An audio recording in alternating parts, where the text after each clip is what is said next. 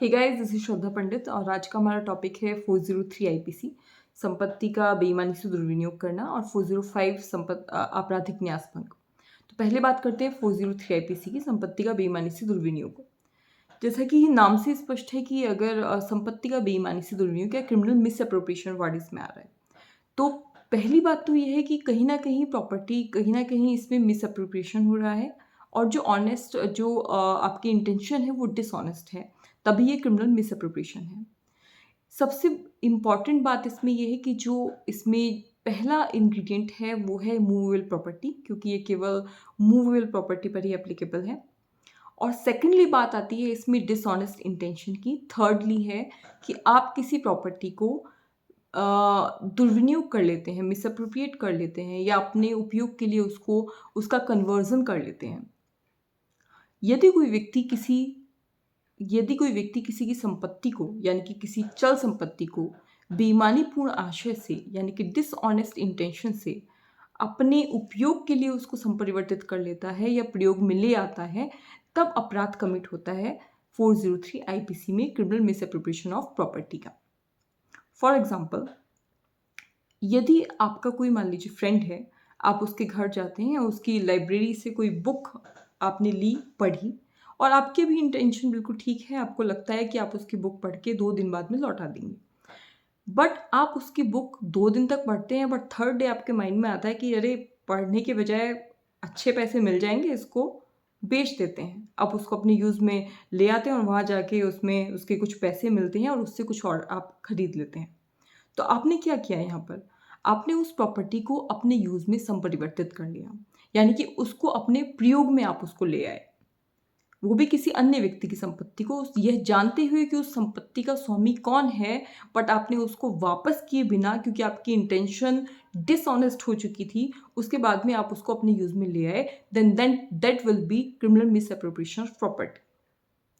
Important बात यहाँ पर यह है कि ये जो सेक्शन है वो केवल मूवेबल प्रॉपर्टी पर ही एप्लीकेबल होता है, इमूवेबल यानी कि अचल संपत्ति पर नहीं होता है।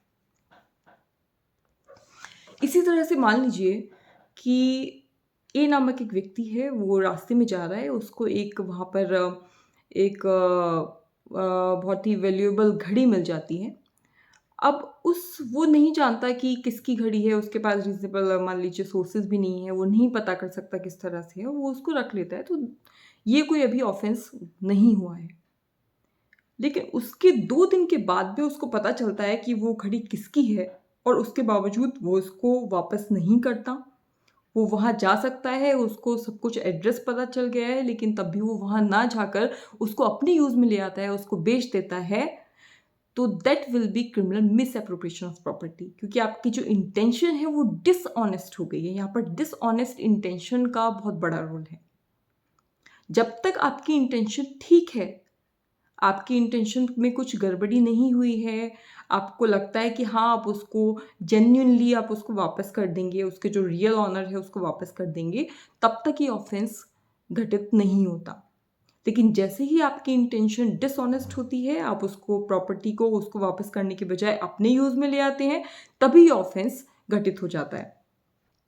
अब इसी तरह से मान लीजिए आप कहीं रोड पर जा रहे हैं और आपको कोई एक लेटर मिलता है या एक एनवलप मिलता है, लेटर नहीं, एक एनवलप मिलता है। उस एनवलप में एक कुछ नोट रखे होते हैं, कुछ पैसे रखे होते हैं उस एनवलप में। अब आपको पता है कि एनवलप में जो एड्रेस है, जिसके पास में वो एनवलप जा रहा था, हो सकता है कि किन्हीं रीज़न से वो वहाँ पर गिर गया हो, बट आपको पता है कि उस व्यक्ति का एड्रेस क्या है और ये किसके लिए आया था।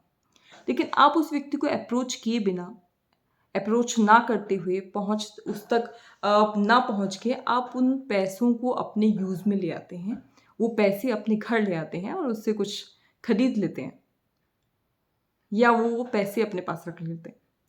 तो अब यहाँ पर ऑफेंस होगा क्रिमिनल मिसअप्रोप्रिएशन ऑफ प्रॉपर्टी का, क्योंकि आपने वो डिसऑनेस्ट इंटेंशन से उन पैसों को आप घर ले आए, आपने उनको अपने यूज में ले आए। तो that will be criminal misappropriation of property. अगर आप उस व्यक्ति को वहाँ जाकर वो चीज़ लौटा देते, तो ये ऑफेंस घटित नहीं होता है, क्योंकि आपकी इंटेंशन बिल्कुल ठीक थी, आपको वो चीज़ मिली, आप भले ही 2 दिन बाद 3 दिन बाद आप उसको लौटा पाए, बट कोई नहीं, आप उसको लौटा दिए, इसलिए वो ऑफेंस घटित नहीं होगा। अब बात करेंगे criminal 405 IPC, criminal breach of trust यानी कि आपराधिक न्यास भंग की। तो जैसा कि नाम से ही बहुत ज़्यादा क्लियर है कि इसमें ब्रीच ऑफ ट्रस्ट है, इसमें एक चीज़ बहुत बड़ी इंपॉर्टेंट है ध्यान रखने वाली, वो है ब्रीच ऑफ ट्रस्ट। कई बार ये कंफ्यूजन होता है कि criminal misappropriation of breach of trust में क्या डिफरेंस है। तो ब्रीच ऑफ ट्रस्ट यानी कि एक तरह से न्यास का भंग, यानी कि आपके जो विश्वास है उसका ब्रीच हुआ है। इतनी बात इस वर्ड से क्लियर है। आगे बात करें तो क्रिमिनल ब्रीच ऑफ ट्रस्ट तब घटित होता है, ये ऑफेंस तब होता है जब फॉर एग्जांपल आपको कोई प्रॉपर्टी किसी व्यक्ति ने ये विश्वास करते हुए आपके पास एंट्रस्ट कर दी है, आपको न्यस्त कर दी है कि आप उस प्रॉपर्टी को बाद में उस व्यक्ति को लौटा देंगे, लेकिन आप उसका ट्रस्ट ब्रीच कर देते हैं और फिर बाद में उसको वो संपत्ति नहीं लौटाते, then that will be criminal breach of trust. For example एक व्यक्ति है, वो अपने फ्रेंड को कहीं जाने से पहले अपनी जो वेलेबल वॉच है वो उसको दे जाता है और ये कहता है कि मैं 1 हफ्ते बाद में लौट के आऊँगा और तुम उसको वापस कर देना। अब वो बड़े भरोसे से उस व्यक्ति को देके जाता है अपने दोस्त को, उसका दोस्त कहता है कि ठीक है मैं इसको वापस कर दूँगा, जब तुम आओगे तो ले जाना।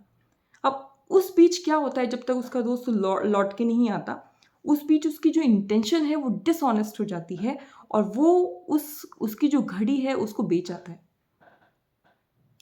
Then that will be criminal breach of trust, क्योंकि जिस भरोसे से उसने उस संपत्ति को, अपनी संपत्ति को उस व्यक्ति को सौंपा था, उसने उस ट्रस्ट का ही ब्रीच कर दिया।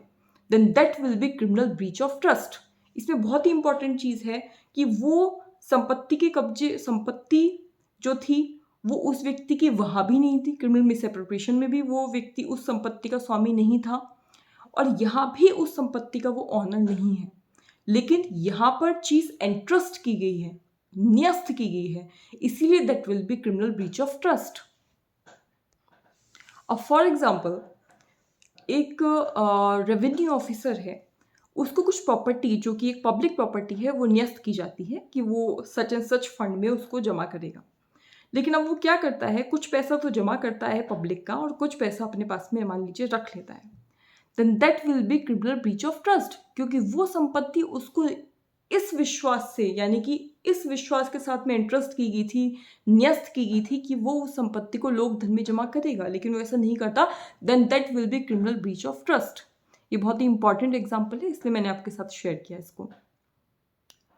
तो आज के लिए इतना ही, मिलते हैं नेक्स्ट वीडियो में। नेक्स्ट वीडियो में हम बात करेंगे क्रिमिनल ब्रीच ऑफ ट्रस्ट और मिसअप्रोप्रिएशन के बेसिक डिफरेंस की, जो कई बार एग्जाम्स में आता है। तो मिलते हैं नेक्स्ट वीडियो में, till then take care, bye bye.